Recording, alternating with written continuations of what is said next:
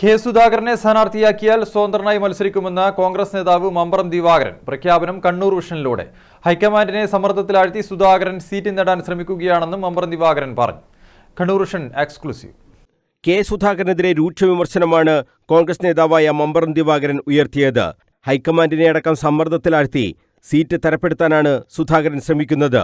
സുധാകരൻ മത്സരിച്ചാൽ സ്വതന്ത്രനായി താൻ മത്സരരംഗത്തുണ്ടാകുമെന്നും മമ്പറം ദിവാകരൻ പ്രഖ്യാപിച്ചു. കണ്ണൂരിലെ കോൺഗ്രസ് സ്ഥാനാർത്ഥിത്വത്തിന്റെ ഈ വിഷയം ഞാൻ ഇതുവരെ ഒന്നും പ്രതികരിച്ചിട്ടില്ല. പക്ഷെ ഞാനിപ്പോ പ്രതികരിക്കുകയാണ്.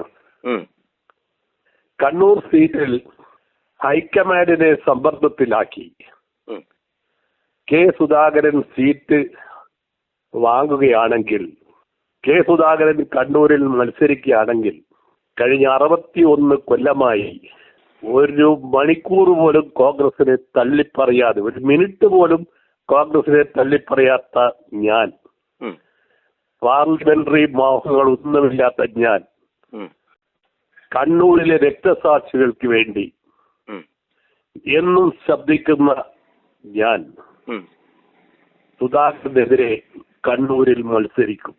UDFന് അനുകൂലമായ സാഹചര്യം ഒരുങ്ങുമ്പോൾ അതില്ലാതാക്കാനാണ് സുധാകരൻ നോക്കുന്നത്.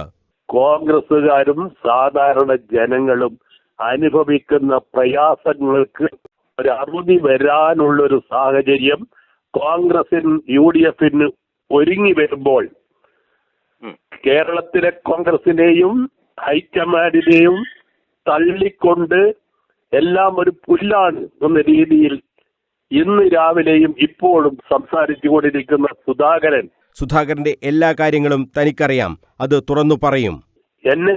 എനിക്ക് കൂടുതൽ അറിയാം. സുധാകരന്റെ എല്ലാ കാര്യങ്ങളും അറിയാവുന്ന ഒരാളെന്ന നിലയിൽ ഞാൻ നിർബന്ധമായും നിശ്ചയമായും മത്സരിക്കും. ഞാനിപ്പോൾ കൂടുതൽ ഒന്നും പറയുന്നില്ല. സുധാകരൻ മത്സരിച്ചാൽ കണ്ണൂർ സീറ്റ് നഷ്ടപ്പെടുമെന്നും അത്തരമൊരു തീരുമാനം ഹൈക്കമാൻഡ് എടുക്കരുതെന്നും മമ്പറം ദിവാകരൻ പറഞ്ഞു.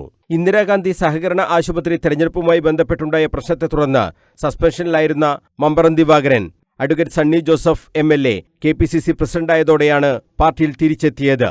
കെ സുധാകരനുമായുള്ള പ്രശ്നങ്ങൾ ഇപ്പോഴും നിലനിൽക്കുന്നു എന്നാണ് മമ്പറം ദിവാകരന്റെ വാക്കുകളിൽ നിന്നും വ്യക്തമായത്. News bureau, Kannur.